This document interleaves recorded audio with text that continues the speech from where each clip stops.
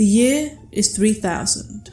The Earth has been taken over by an advanced alien race known as the Cyclos, who have enslaved humanity and forced them to mine for gold. The Earth has only one hope: this guy. This is the plot to one of cinema's biggest flops since the turn of the century. I've actually been planning to review this film since the beginning of my channel, but I've never gotten around to it until now. One reason was when I tried to find a copy of it, I could only find one in German for some reason. Battlefield Earth is an adaptation of the 1982 science fiction novel of the same name, by L. Ron Hubbard. If that name sounds familiar to you, that's because he is also the late founder of the controversial Scientology movement. He apparently also composed a soundtrack to go with the novel.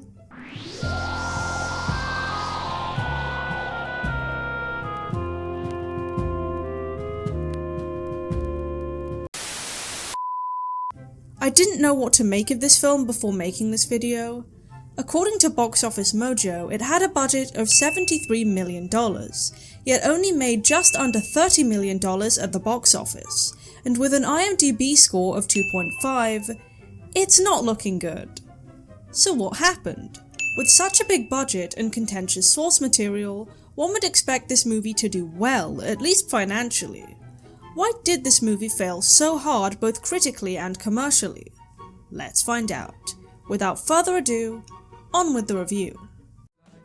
Polos is life, Polos is life, Polos is life, Polos is life, Polos is life, sleep all night and then Polos is life.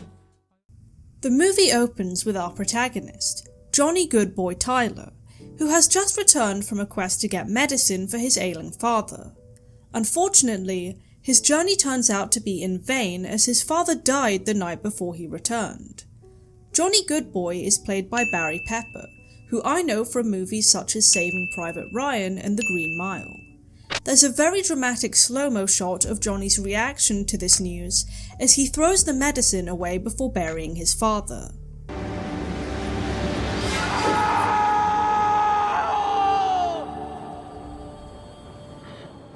I get that he's upset and all, but I don't think that's a very productive reaction. What if someone else needs that?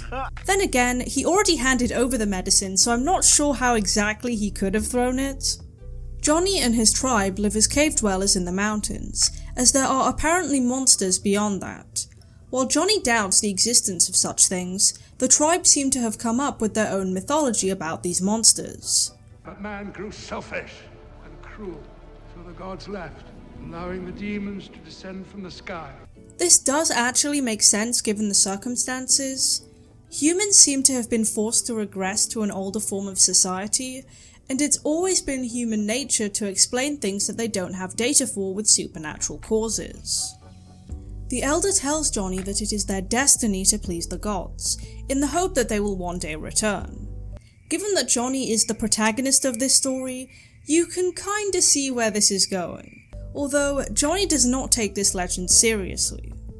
Johnny leaves the mountains, not before being seen off by his love interest, Chrissy, played by Sabine Carcenti. She gifts him a pendant that she claims originally belonged to his late mother, and they say goodbye to each other. I'm sure she won't be significant to the plot at all. Johnny's horse grows distressed while in the forest and ends up throwing him off it. He's confronted with some sort of mechanical beast, and begins attacking it.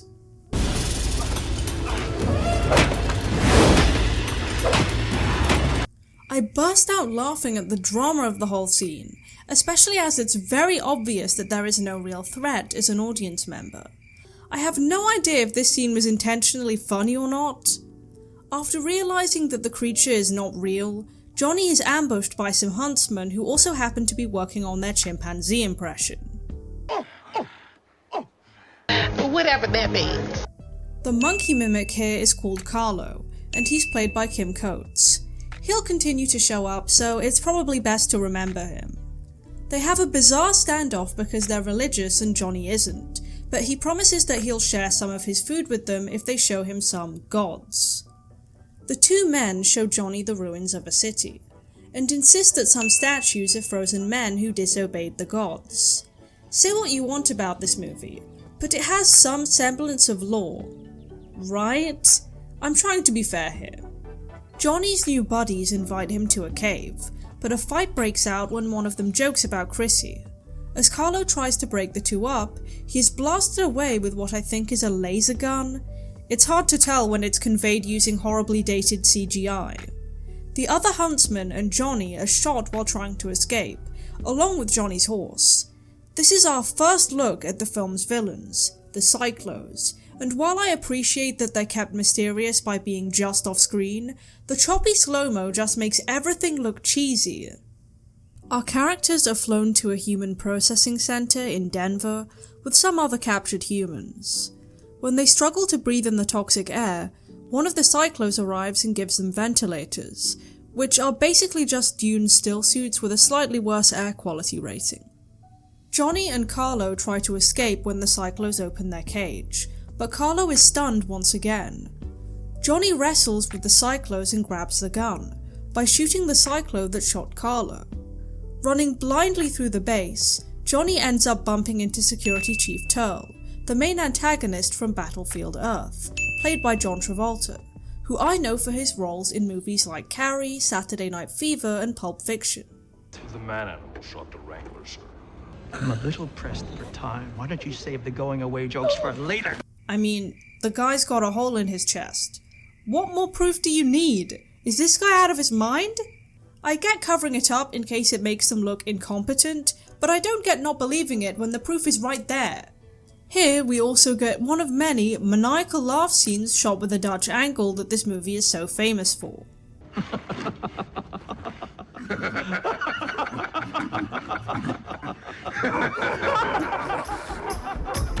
And what's with the PowerPoint presentation style transitions? Little effort here, people? Anyways, this Turl character seems to be a total twat overall, as despite agreeing that since he is leaving the base, he will make sure that a report of Johnny killing a Wrangler won't magically appear in a report, but then he goes ahead and puts it in anyway. I'd understand if he just wants to be honest, but it makes him come across as spiteful and childish. As a friend, I could forget to file the report. But unfortunately, I'm not your friend! I'm getting flashbacks to Year 7 here, people. The humans are hosed down by the Cyclos. I'm not sure whether this is to actually clean them or as a form of punishment, or both. Johnny's the only one who decides to put up a fight, which is pretty consistent with his character so far. And I'm starting to think that the whole hero thing is being laid on a bit thick, not very subtle in terms of foreshadowing and all. District Manager Zeet, portrayed by Michael McRae, beams down to Earth, sounds familiar, to give an inspection or something, while dissing the Earth and its inhabitants. We are properly introduced to Turl's executive assistant, Kerr, played by Forrest Whitaker, who I know from Platoon and The Last King of Scotland. The Cyclos gather for a meeting to discuss the progress made on Earth, and Turl gets a dose of his own medicine when Zeet reveals to him that the Home Office has decided to keep him on Earth for another 50 cycles, and it's all because he's doing such a great job on the planet. Of course, Turl is gutted by the news. Oh, boo-hoo! Let me play a sad song for you on the world's smallest violin. Here, more of this film's questionable editing is observed.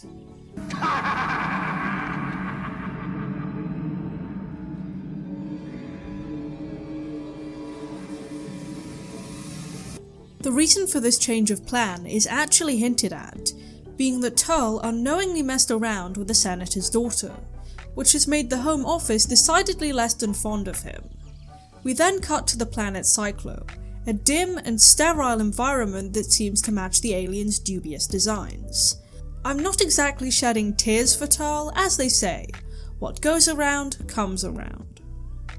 At dinner time, a group of men in Johnny and Carlo's cage try to intimidate Johnny, insisting that they are at the top of the food chain, forgive my phrasing, and will therefore get the lion's share of grub. Johnny refuses to go along with this as he won't have enough strength to escape otherwise, leading to another fight, What's this, Conan the Barbarian meets The Empire Strikes Back? Johnny wins, of course, and apparently this purported food is the same green slop that the goblins snack on in Troll 2. I wonder if the Cyclos stumbled across that movie, and that's where they got the idea from. I don't really like what that implies, but whatever. Seriously though, this looks gross. Due to some personal drama about Kerr hiding gold from him, Kerr and Turl stage a mutiny, so that Turl has an excuse to propose his genius new idea to increase production, forcing the humans to mine gold instead of cyclo-miners, because they don't have to pay them and the levels of radiation in the mine are ridiculously high. The other officers snub this idea, as it's against regulations. Johnny tries to enact his escape plan by breaking his chains with some debris. I like his moxie, but he doesn't seem too bright. You can't just scarper your way to safety, the Cyclos are massive and heavily armed. Deeming him untrainable, the Cyclos confiscate Johnny's ventilation machine, but humans being humans, some other workers agree to share. There's hope for us yet in this universe. Turl secretly records Kerr repeating his own plan, as he had previously outlined it to him, and then reprimands Kerr for doing so. Turl immediately admits to doing this after finishing the recording, which doesn't seem too effective of a plan.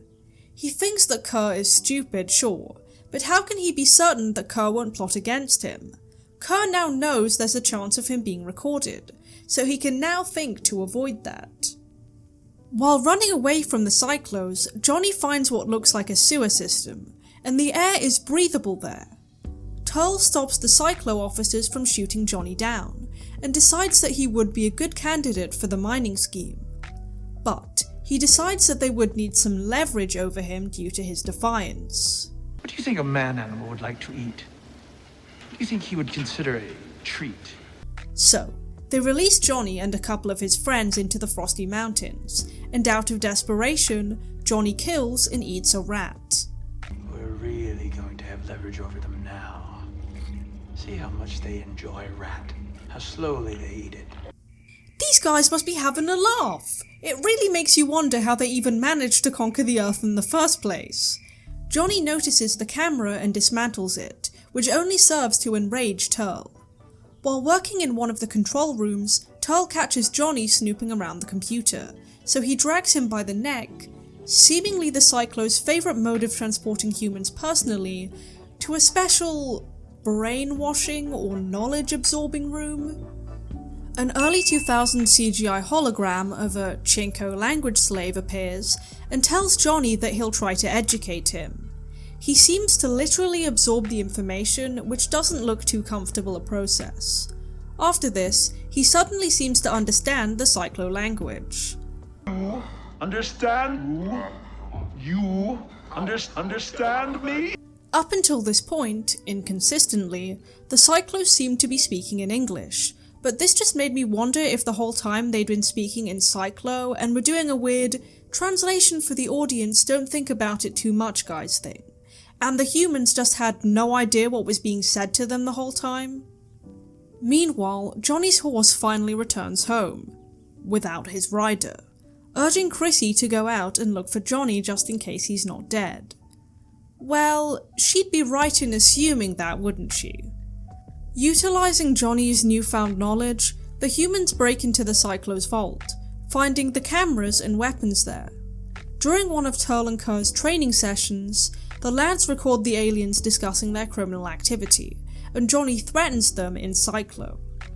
When they try to fire the guns that they find, they discover that they're empty. Who the hell would store loaded weapons, duh? To be fair, they wouldn't know this. To show Johnny that all hope is lost, Turl brings him to the ruins of Denver Library. If this was in a better movie, this could actually be a powerful scene, the main villain bringing the hero to the library to show him that even with all their knowledge, humanity had no hope of escaping enslavement.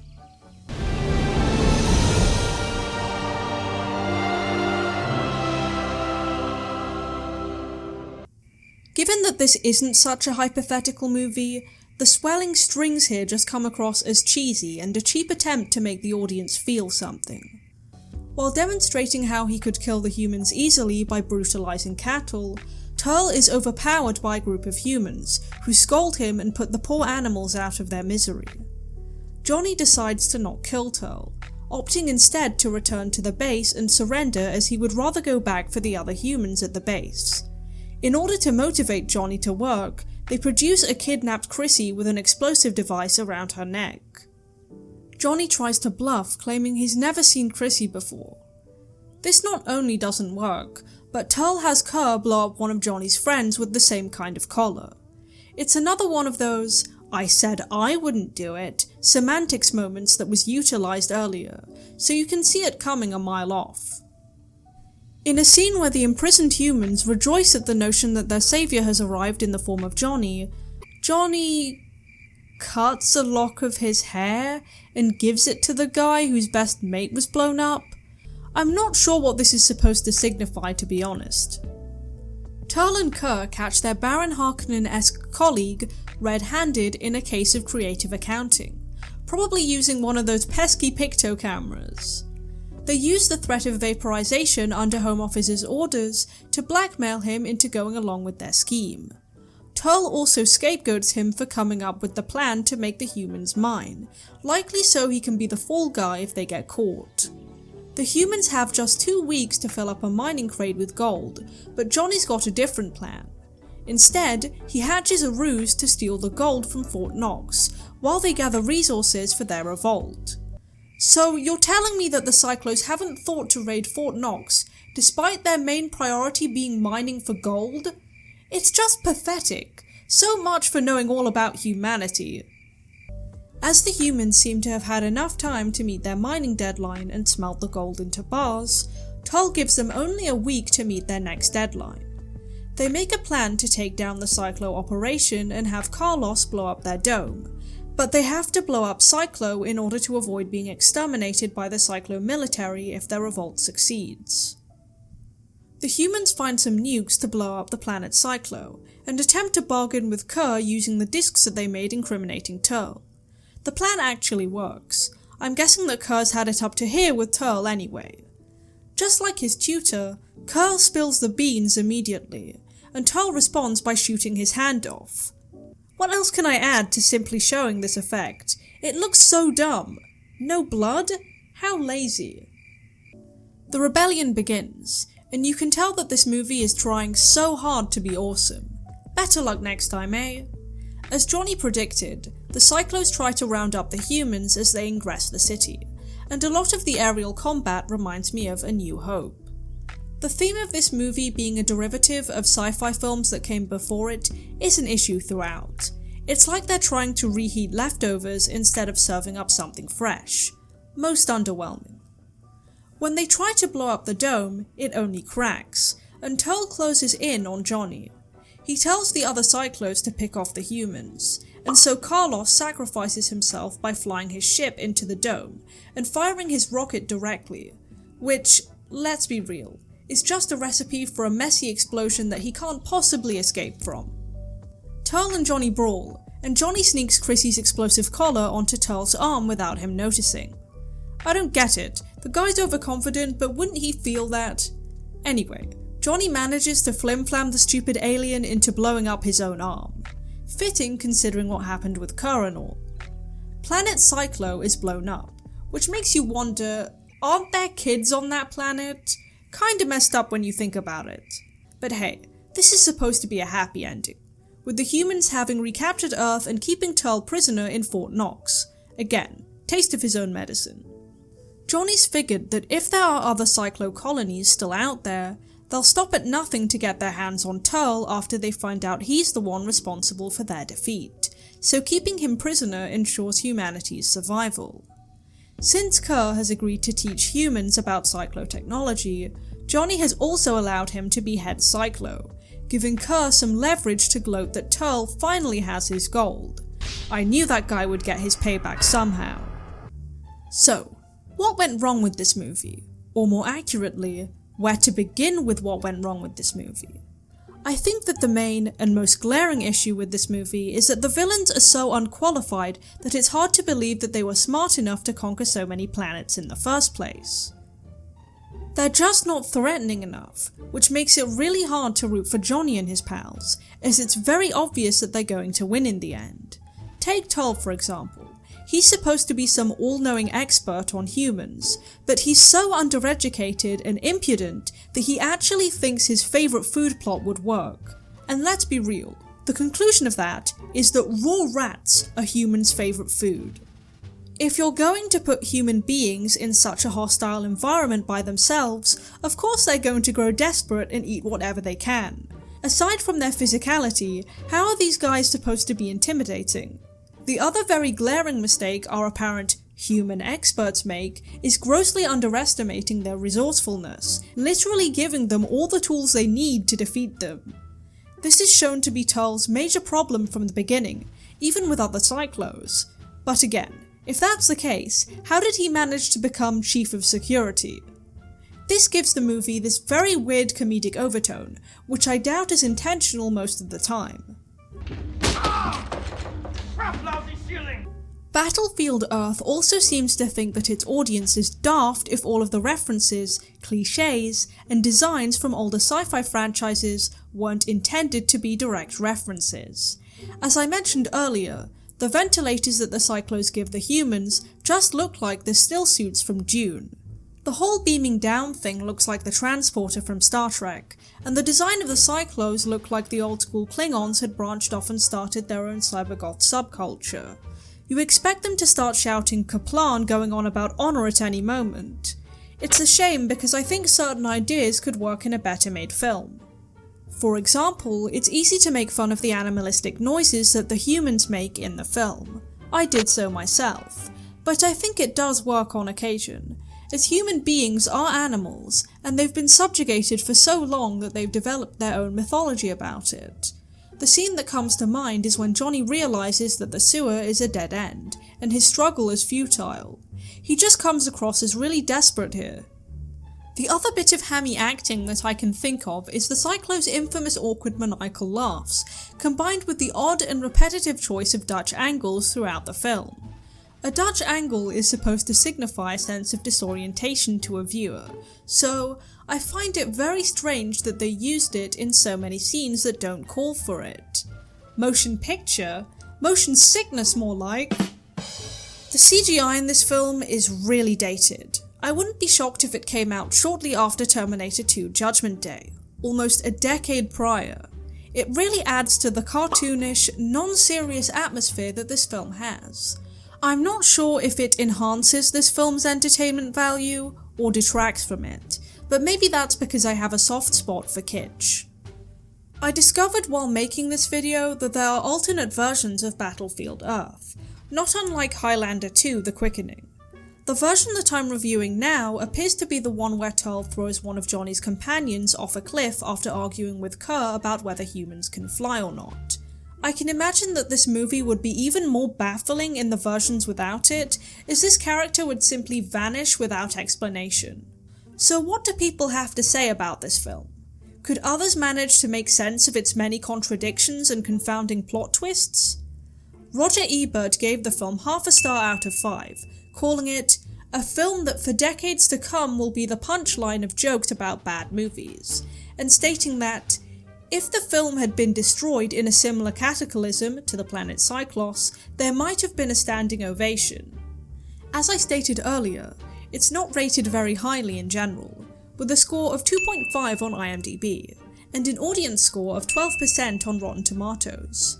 Letterboxd doesn't take too kindly to it either, with it having an average rating of 1.3 out of 5, and my favourite among the popular reviews stating, "The poster looks like a video game," which is hard to argue with. The film won a whopping number of Razzie Awards, holding the record for most Razzies won by a single film until it was surpassed by Adam Sandler's Jack and Jill in 2012. You can hear all about that cinematic bomb in my review by clicking on the info card. Shameless plug, I know, but someone's gotta do it. I feel like people wouldn't have gone so hard on the movie if John Travolta hadn't marketed the film by saying stuff like, "It will be like Star Wars, only better." That's a really high bar for sci-fi, and is just setting the film up for failure if you're putting that comparison in people's minds. J.D. Shapiro, who wrote the film, had an interview with CNN after accepting the Razzie Award for the worst film of the decade for Battlefield Earth. He had this to say about the film. When you're up for an Oscar, there's an agenda, you're trying to win an Oscar. There's no agenda here. No one's trying to win a Razzie. So getting it, yes, the movie definitely deserved it. In fact, my feeling is if we ever do torture again, which I hope we never do, but if we do, instead of waterboarding, we should make them watch Battlefield Earth over and over and over. And I think by about the third one, they'll give up their own mother to make it stop. Fair play to Shapiro for owning his failure.